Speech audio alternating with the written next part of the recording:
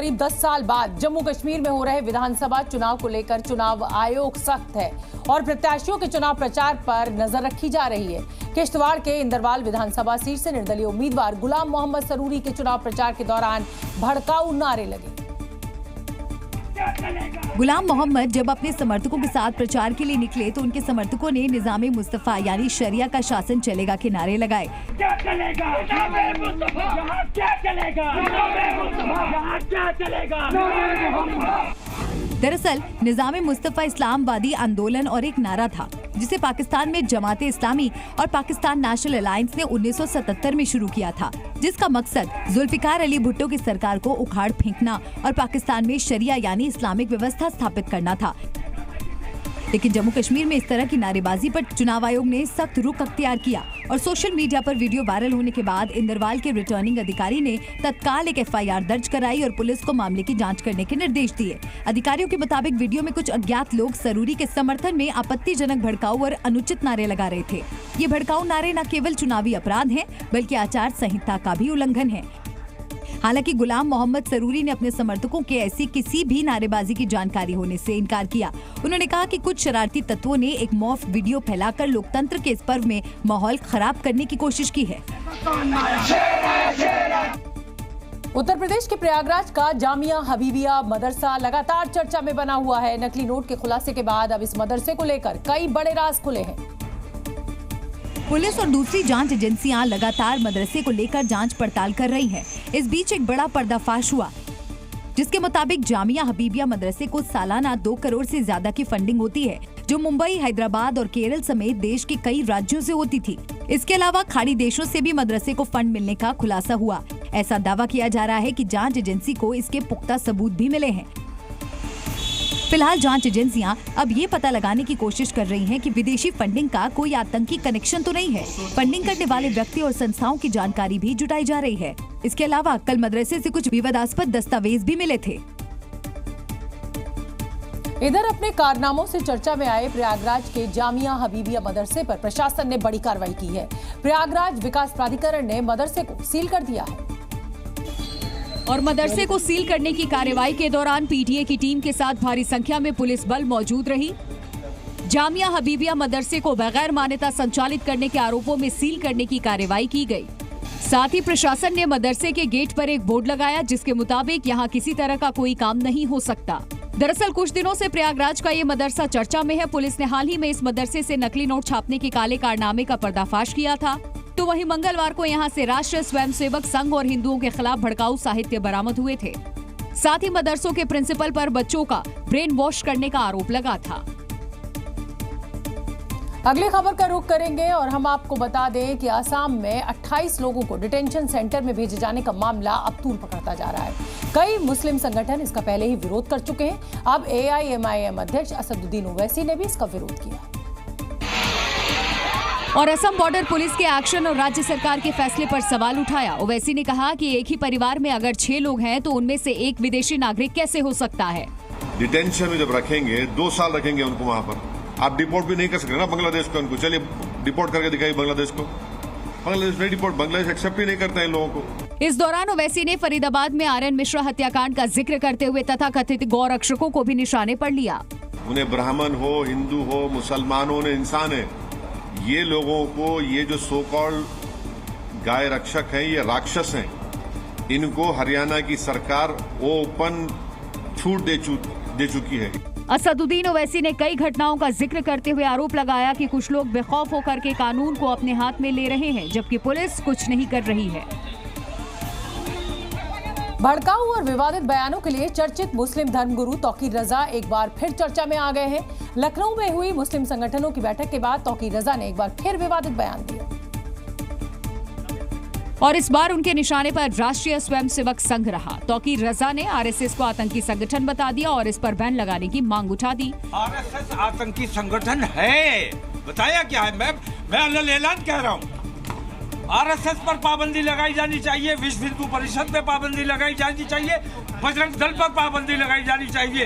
अगर हुकूमत को मुल्क में अमन व अमान बरकरार रखना है और मुल्क में तरक्की और खुशहाली का काम करना है तो इन तमाम ऐसे आतंकवादी संगठनों पर पाबंदी आयद होनी चाहिए। ये पहली बार नहीं है जब तौकीर रजा ने भड़काऊ बयान दिया। पहले भी फतवा से लेकर खून बहाने की धमकी जैसे विवादित बयान दे चुके हैं। वक्फ बिल संशोधन विधेयक के खिलाफ मुस्लिम संगठनों ने मोर्चा खोल दिया है। लखनऊ में ऑल इंडिया मोहम्मदी मिशन की एक बैठक हुई जिसमें एक्ट में बदलाव के मुद्दे पर चर्चा की गई। इस बैठक में ऑल इंडिया मोहम्मदी मिशन के अध्यक्ष सैयद बाबर बरेली और मौलाना तौकीर रजा और तमाम उलेमा हाफिज शामिल हुए। इस बैठक में बिल का पुरजोर तरीके से विरोध किया गया और कहा गया कि अगर सरकार ने हमारी बातें नहीं मानी तो मुसलमान सड़क पर उतरेगा। अब हम घर में बैठ के नहीं जा रही है, सड़कों पर आकर बात होगी और सड़कों पर जवाब दिया जाएगा, दिल्ली में जवाब दिया जाएगा। वहीं ऑल इंडिया मोहम्मदी मिशन के महासचिव सैयद बाबर अशरफ ने कहा कि एनडीए सरकार के प्रस्तावित वक्फ संशोधन विधेयक 2024 में मुसलमानों की जगह नॉन मुस्लिमों को शामिल करने पर आपत्ति जताई।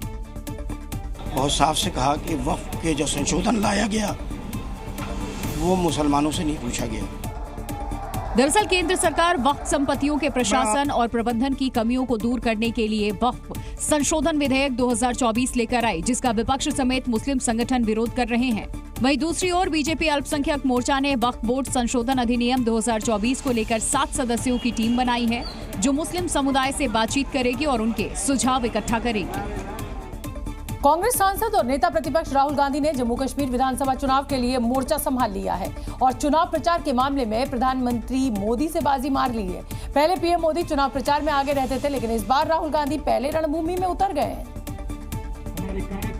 और जम्मू कश्मीर के रामबन और अनंतनाग में चुनावी जनसभा को संबोधित किया। राहुल पहले गुल संगलाधन गए, जहां उन्होंने कांग्रेस प्रत्याशी विकास रसूल के लिए प्रचार किया और जनता से वोट मांगे। जनसभा को संबोधित करते हुए वादा किया कि सत्ता में आने पर जम्मू कश्मीर का पूर्ण राज्य का दर्जा वापस लाएंगे। आज जम्मू कश्मीर में राजा बैठा हुआ है, उसका नाम एलजी है मगर वो है राजा। साथ ही उन्होंने बीजेपी और प्रधानमंत्री पर निशाना साधा। राहुल गांधी ने कहा कि इस बार जम्मू कश्मीर में INDIA गठबंधन की सरकार बनेगी। भारत जोड़ो यात्रा में हर स्टेट में कहा नफरत को मिटाना है। जहां भी ये नफरत की दुकान खोलेंगे, जहां भी ये नफरत फैलाएंगे, वहां हम मोहब्बत की दुकान खोलेंगे। पहले चरण के तहत जम्मू कश्मीर में रामबन और अनंतनाग में चुनाव होने हैं। जम्मू कश्मीर में पहले चरण के चुनाव के लिए प्रचार तेज है। सभी दलों ने अपनी पूरी ताकत झोंक रखी है। नेशनल कॉन्फ्रेंस के नेता और जम्मू कश्मीर के पूर्व मुख्यमंत्री उमर अब्दुल्ला भी गांदरबल से अपना नामांकन दाखिल करते दिखे। आज नामांकन दाखिल करने के बाद उन्होंने गांदरबल की जनता को संबोधित भी किया और इस दौरान उमर अब्दुल्ला भावुक नजर आए और सिर झुकाकर सिर से टोपी उतारकर लोगों से जिताने की अपील की। उमर अब्दुल्ला गांदरबल विधानसभा सीट से चुनाव लड़ रहे हैं, जहां उन्हें PDP उम्मीदवार बशीर अहमद मीर से कड़ी चुनौती मिल रही है। दरअसल अब्दुल्ला बारामूला सीट से लोकसभा चुनाव में हार गए थे। उन्होंने गांदरबल की जनता से कहा कि मेरा सम्मान, मेरी पगड़ी और मेरी टोपी अब आपके चरणों में है। अगली खबर का रुख करेंगे। कांग्रेस नेता राहुल गांधी ने रेलवे ट्रैकमैन यानी ट्रैक की मरम्मत करने वाले कर्मचारियों से मुलाकात की है और उनका हाल जाना है। राहुल गांधी ने रेलवे ट्रैकमैन से मुलाकात का एक वीडियो भी सोशल मीडिया पर शेयर किया है,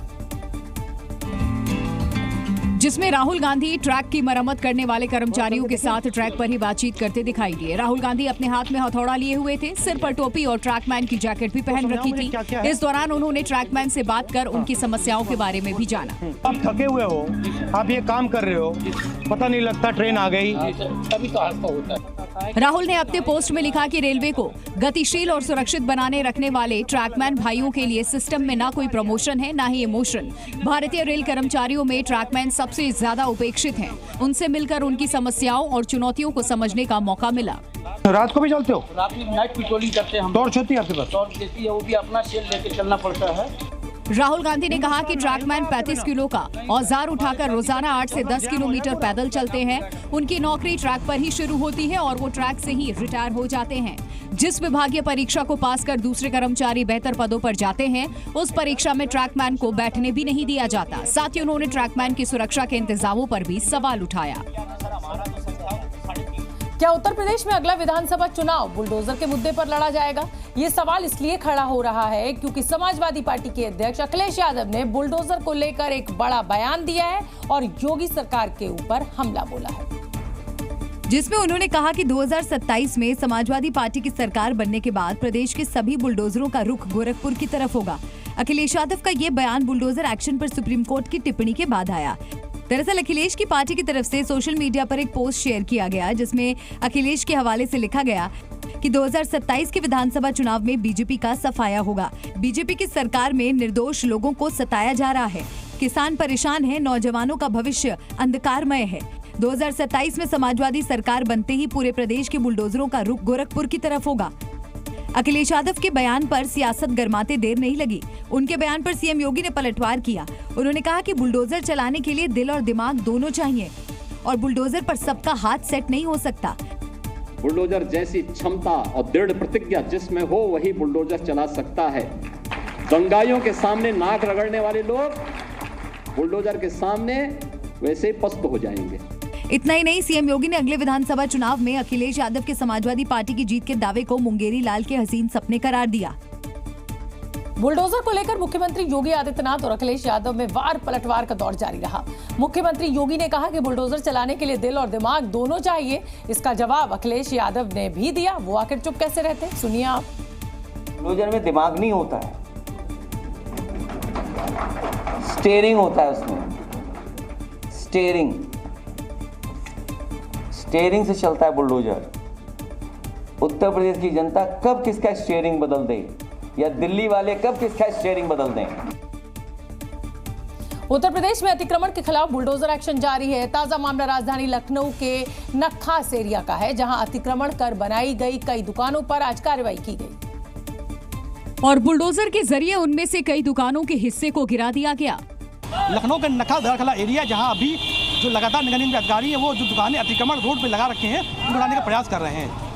हालांकि इस कार्रवाई के दौरान कुछ दुकानदारों ने विरोध किया और नगर निगम के अधिकारियों पर चेकिंग के नाम पर वसूली का भी आरोप लगाया। मेरी दुकान यहाँ पे लगी थी, उसके बाद इन्होंने देखा हम सब हटा रहे, तो उसके बाद इन्होंने अपने बुलडोजर से पूरा ये खींच के ये भैया तो इन्होंने तोड़ दिया बगैर कहे भैया, और ये इनका हर दिन रहता है। दरअसल नगर निगम स्वच्छता अभियान के तहत लखनऊ में सड़क के किनारे अतिक्रमण को हटा रहा है। इस दौरान बुलडोजर देखते ही कई दुकानदारों ने अपनी दुकानों से सामान खुद ही हटा लिया। मुख्यमंत्री योगी आदित्यनाथ के डीएनए वाले बयान पर समाजवादी पार्टी के अध्यक्ष अखिलेश यादव ने पलटवार किया। उन्होंने बिना नाम लिए मुख्यमंत्री योगी पर तंज कसा और उन्हें डीएनए की फुल फॉर्म जान लेने की नसीहत दे डाली, जिसके लिए उन्होंने सोशल मीडिया पर एक पोस्ट शेयर किया। अपने पोस्ट में अखिलेश यादव ने लिखा कि आरोप लगाने से पहले फुल फॉर्म तो जान लेते, वैसे जानते होते तो भी बोल ना पाते। अरबों करोड़ों में सांसद विधायक की भर्ती करवाने वाले लोग जितना कम बोलें उतने में ही उनकी इज्जत है। ज्यादा बोलने वालों को ही ज्यादा सुनना पड़ता है। और मैं दावे के साथ कहता हूँ, वो डीएनए तो बोल सकते हैं लेकिन डीएनए का फुल फॉर्म नहीं बोल सकते। इसलिए डीएनए को बोलने से पहले कि समाजवादियों के डीएनए में क्या है, कम से कम डीएनए का फुल फॉर्म तो बता दें। दरअसल मैनपुरी की रैली में सीएम योगी ने समाजवादी पार्टी पर करारा हमला बोला था।